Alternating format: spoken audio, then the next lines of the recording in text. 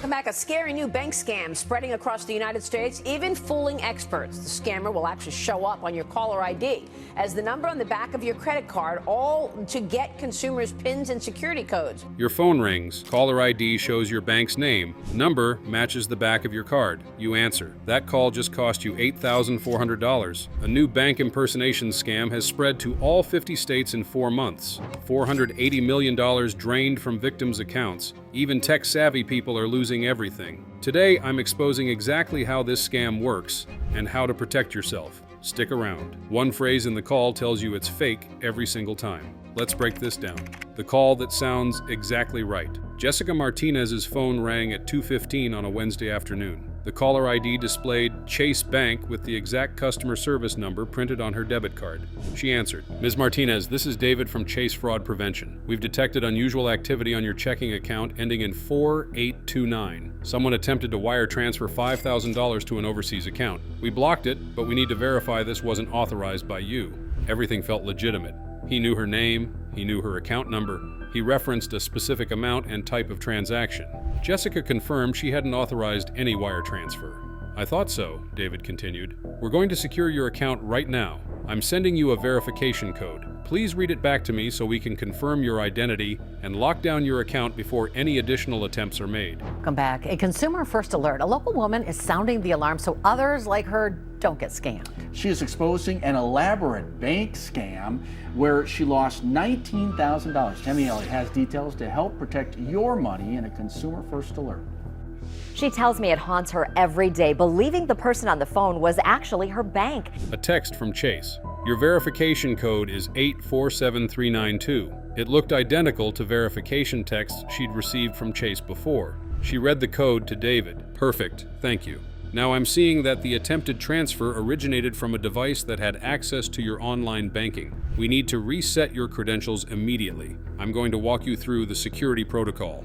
Over the next 12 minutes, David had Jessica confirm various pieces of information, approve a security transfer to protect her funds, and download a fraud prevention app to monitor her account. By the time Jessica hung up feeling relieved that Chase had protected her, $8,400 had been transferred out of her checking and savings accounts combined. David didn't work for Chase. The verification code was real because he'd triggered it by attempting to access Jessica's account. By reading it back to him, she'd given him the keys. The security transfer was her authorizing the theft, and the fraud prevention app was remote access software that gave criminals complete control of her phone. Jessica lost everything in 12 minutes, and she did it by following security procedures that seemed completely legitimate. 12 minutes. That's less time than it takes to watch a sitcom. And here's what's going to mess with your head. The technology these criminals used is the same technology your bank uses every single day, which means the tools designed to protect you are now the exact weapons being used to rob you blind. Let me show you how deep this rabbit hole goes. The technology making it undetectable. According to a 2024 report by the Better Business Bureau, 68% of victims who lost money to phone scams said the caller had specific personal information that convinced them the call was legitimate. The technology criminals are using has evolved to a point where detection is nearly impossible. First is caller ID spoofing. Using voice-over IP services available for as little as $10 per month, scammers can make their calls display any name and number they choose. Your phone shows Wells Fargo with the exact number from their website. The technology that enables this is the same technology legitimate businesses use for customer service calls. There's no way to tell the difference by looking at your screen. Second is voice artificial intelligence. Security researchers demonstrated in 2023 that AI voice cloning tools can replicate a person's voice from just 3 seconds of audio. Scammers are using this technology to create voices that sound exactly like real bank representatives, complete with professional tone, appropriate terminology, and zero foreign accent. Third is data breach aggregation. Your personal information, account details, transaction history, and contact information have likely been exposed in one or more of the thousands of data breaches that have occurred over the past decade.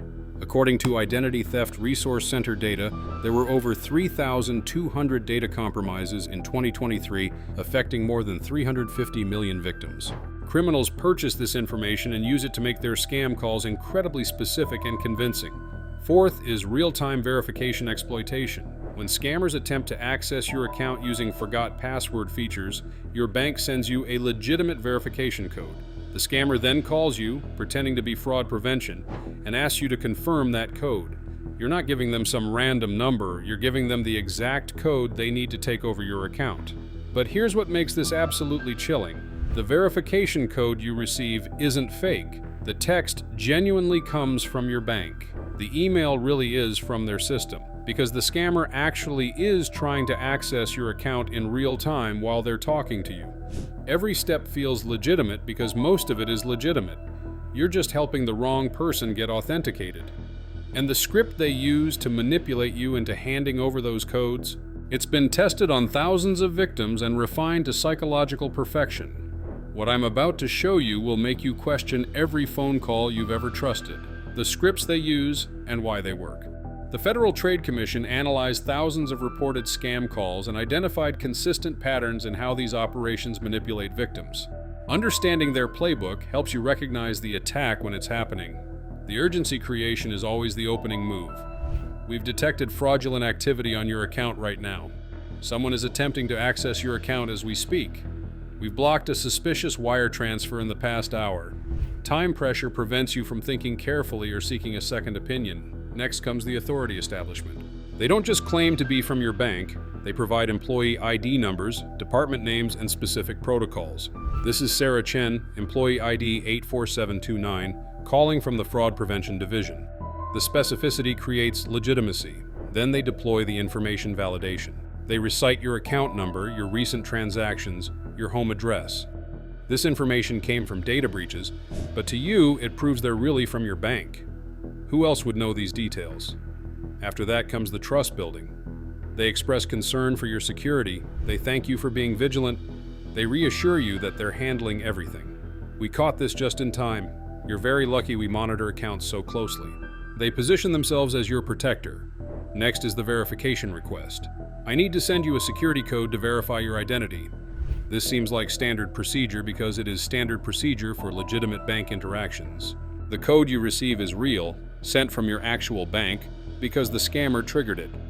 Then comes the action phase. Now I need you to approve a security transfer to protect your funds. Download this fraud monitoring app to prevent future attempts. Provide your online banking password so we can update your security settings. Each request sounds like legitimate fraud prevention. Finally, the urgency reinforcement. We need to act quickly before they try again.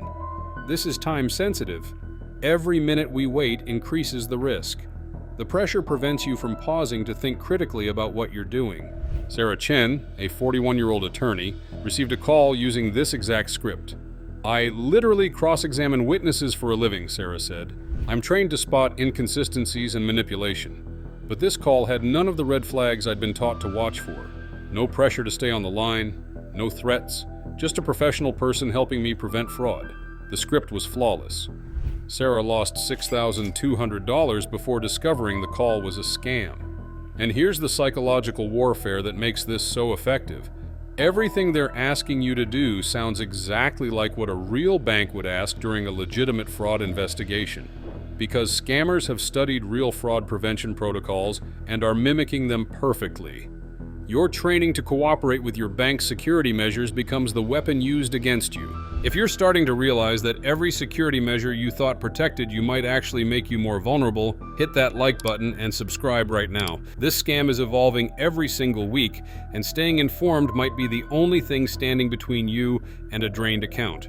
Drop a comment below. Have you received any suspicious calls claiming to be from your bank? Share your experience. It could help someone else avoid disaster. But a single phone call? That's amateur hour. What these criminal operations are really running is something far more calculated, and by the time you realize what's happening, you've already been played. The multi-stage attack pattern. According to FBI Internet Crime Complaint Center data, the average victim of a bank impersonation scam loses $7,800, and most victims are contacted multiple times before significant money is stolen. These aren't one-and-done operations. They're sophisticated multi-stage attacks. Stage 1 is the reconnaissance call. Someone calls claiming to be from your bank's customer satisfaction department conducting a brief survey. They ask seemingly innocent questions. How satisfied are you with our mobile app? Have you experienced any technical issues recently? Do you use our fraud alert system? These questions gather information about your banking habits and security awareness while establishing your voice pattern for potential AI cloning. Stage 2 happens days or weeks later. You receive a legitimate-looking text or email from what appears to be your bank, thanking you for your recent feedback and confirming your contact information is current. This primes you to expect communication from your bank and makes the eventual scam call feel like part of an ongoing conversation. Stage 3 is the small test. A minor fraudulent charge appears on your account, sometimes just $5 or $10. When you notice and call your bank to report it, they reverse it quickly. But the scammer now knows you're monitoring your account and will call your bank when you see suspicious activity. This information helps them time their attack. Stage 4 is the main strike. Armed with information about your habits, your voice, and your responsiveness to fraud alerts, they execute the sophisticated impersonation call. They reference the previous small fraud incident, claim there's been an escalation, and walk you through their scripted protocol that results in major theft. Jennifer Park experienced this exact 4-stage attack over 6 weeks. Looking back, I can see the pattern, Jennifer said, but while it was happening, each interaction seemed isolated and legitimate. The survey call, the confirmation email, the small fraud that got quickly resolved, none of it raised red flags. When the final call came and they referenced the earlier incident, I had zero doubt I was talking to my actual bank. Jennifer lost $14,300 through wire transfers she authorized during the final call. The sophistication here is staggering. These operations are running long-game cons, building trust and gathering intelligence over weeks before striking. A single phone call might seem suspicious. A months-long relationship with multiple touchpoints feels completely legitimate. But even after you've lost everything and reported it to your bank, there's one more betrayal waiting, and this one might hurt worse than the theft itself. Because what your bank does next will make you realize you were never really protected at all. Why your bank won't always refund you. Here's where victims face a devastating second violation. According to consumer protection attorney data, approximately 40% of bank impersonation scam victims have their initial fraud claims denied by their financial institutions. Banks argue that these losses don't qualify as unauthorized transactions under federal regulations. The Electronic Fund Transfer Act protects consumers from unauthorized electronic transfers, but unauthorized has a specific legal definition.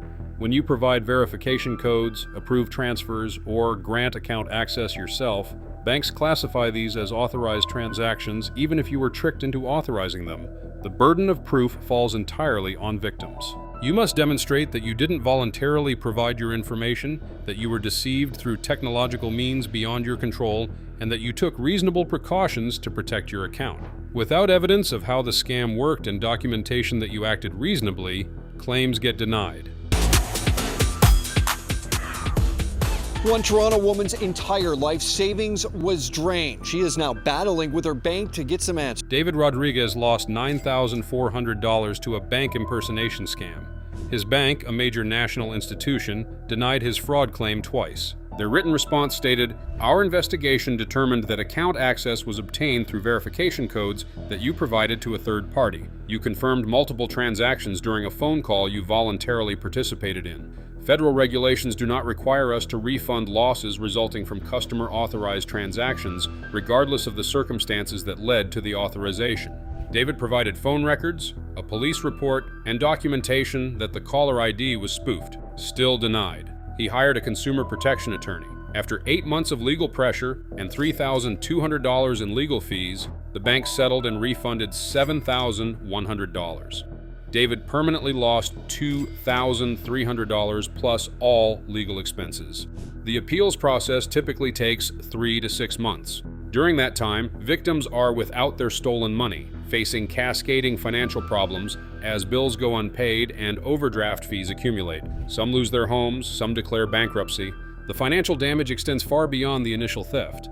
And here's the cruelest irony. The better the scam, the harder it is to get refunded.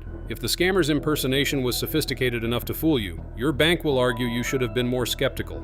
If the technology was advanced enough to bypass your defenses, your bank will claim you should have had better defenses. But what if I told you the scam you think you now understand has already evolved into something even more dangerous?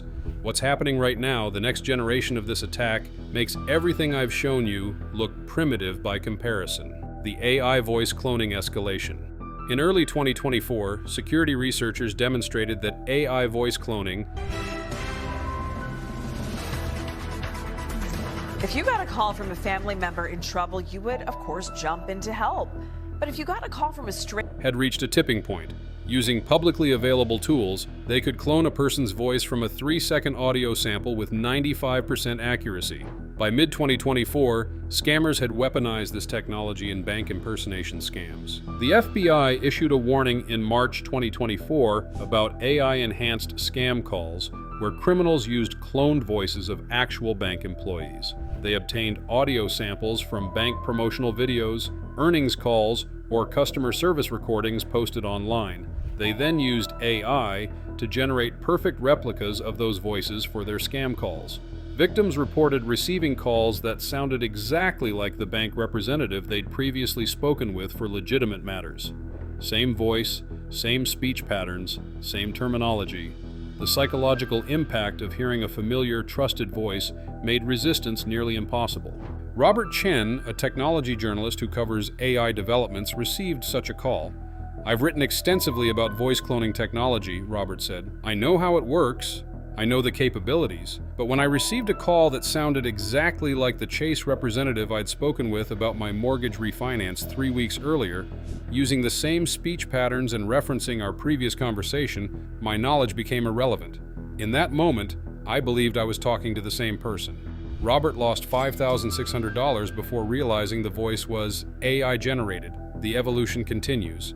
Some operations now use AI to analyze your social media videos, extracting your voice and creating clones that can be used in follow-up scams targeting your family members. Your daughter gets a call from you asking her to transfer money for an emergency. Your elderly parents get a call from you needing urgent financial help. The FBI issued an advisory in 2024 warning about family emergency scams using AI voice cloning. In one documented case, a grandmother wired $12,000 to someone she believed was her grandson based on an AI cloned voice. The conversation included personal details about family events that made the call seem authentic. The information came from the grandson's social media posts. The voice came from his TikTok videos. Technology that was science fiction 3 years ago is now deployed at scale in criminal operations, and the rate of evolution shows no signs of slowing. The warning signs. Consumer protection experts recommend watching for specific red flags, but acknowledge these indicators are becoming less reliable as scams evolve. The first traditional red flag is unsolicited contact about fraud. Legitimate banks typically don't call you out of the blue about fraudulent activity. They send app notifications or secure messages first. But scammers know this, so some now send fake app notifications or emails before calling, creating the appearance of a multi-channel alert.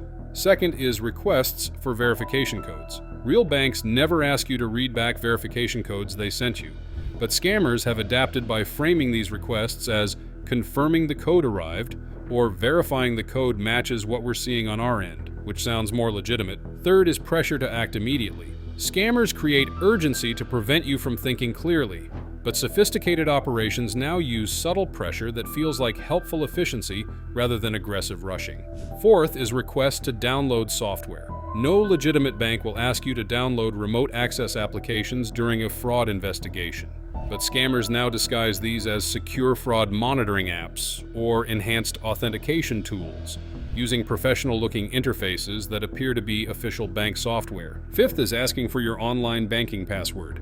Banks never need your password because they can reset it on their end. But scammers now ask for passwords under the guise of updating your security credentials or implementing two-factor authentication, framing it as a security upgrade. The problem is that aware consumers know these red flags, and scammers know that aware consumers know them. So they've adapted their scripts to avoid triggering the warnings people have been taught to watch for. The scam evolves faster than public awareness can keep pace. Amanda Sullivan, a fraud prevention trainer for a regional bank, was victimized by a scam that avoided every red flag she teaches customers to watch for. They didn't rush me. They didn't ask for passwords directly. They didn't request remote access software overtly. They worked around every warning sign I teach. And that's when I realized we're not just behind in this fight, we're being actively outmaneuvered. Amanda lost $4,100 before recognizing the scam. The arms race between fraud prevention and fraud execution is accelerating. Every defensive measure creates an adaptation. Every public awareness campaign triggers a counter strategy. Right now, the criminals are winning. How to actually protect yourself. Despite the sophistication, protection is still possible if you fundamentally change how you respond to unexpected bank contact. First and most critical, never conduct fraud prevention procedures over the phone with incoming callers. If someone calls claiming to be from your bank about suspicious activity, thank them and hang up. Then call your bank directly using the number on the back of your physical card or from their official website. Do not use any number the caller provides. Do not hit redial. Look up the number independently and call it yourself. Yes, this might feel rude. The caller might insist it's urgent and you need to stay on the line. That insistence is your confirmation it's a scam. Real bank fraud departments understand that customers need to verify independently and will encourage you to call back through official channels. Second, never share verification codes with anyone for any reason. Those codes are for you to enter into official websites or apps yourself, not to read to people on the phone. If someone asks for a verification code over the phone, they are a scammer, period. No exceptions. Third, enable fraud alerts through your bank's official app. These push notifications arrive instantly when your card is used. If you get an alert while talking to someone claiming to be from your bank's fraud department, that's your proof the call is legitimate. If you're on the phone and no alerts appear while they're claiming to see suspicious activity, you're talking to a scammer. Fourth, set up a verbal password or security phrase with your bank. Many institutions allow you to establish a code word that must be provided during any phone interaction. If someone calls you claiming to be from your bank, they should provide this password before discussing account details. If you call them, you'll need to provide it to verify your identity. Fifth, use app-based two-factor authentication instead of SMS codes whenever possible. Apps like Google Authenticator or Authy generate codes locally on your device that can't be intercepted or socially engineered over the phone. SMS codes can be requested by scammers and tricked out of you. Sixth, monitor your accounts daily. Check your balance and recent transactions every single morning. The faster you detect unauthorized activity, the faster you can freeze your account and limit damage. Seventh, be suspicious of any call that references specific personal information. Scammers use data breach information to seem legitimate. Just because someone knows your account number doesn't mean they work for your bank. Eighth, never download software at the request of someone who called you. Ever. For any reason. If your bank genuinely needs you to install something, they'll direct you to download it from official app stores through their website, not through links or instructions provided during a phone call. Lisa Thompson implemented all these protocols after learning about bank impersonation scams. When she received a sophisticated scam call that hit every psychological trigger, she still followed her protocol. "Thank you for calling. I'll contact my bank directly to address this." She hung up, called Chase using the number from their website, and learned there was no fraud on her account and Chase hadn't called her. Lisa's discipline saved her from what would have been an $8,900 loss. These protections require discipline and might feel paranoid, but paranoia is appropriate when the threat is real, sophisticated, and targeting you specifically. Now, you might be thinking your bank has systems in place to stop this on their end. But here's the uncomfortable truth nobody wants to say out loud. Your bank could stop most of this tomorrow if they wanted to, but what they're actually doing, or not doing, will make you question where their priorities really lie. If this video opened your eyes to just how sophisticated these scams have become, share it immediately with everyone you know. Share it with your parents who might trust caller ID absolutely, and share it with your kids who might not recognize the warning signs. Subscribe to this channel and hit that notification bell so you never miss critical scam alerts. Stay vigilant out there. I'll see you in the next one.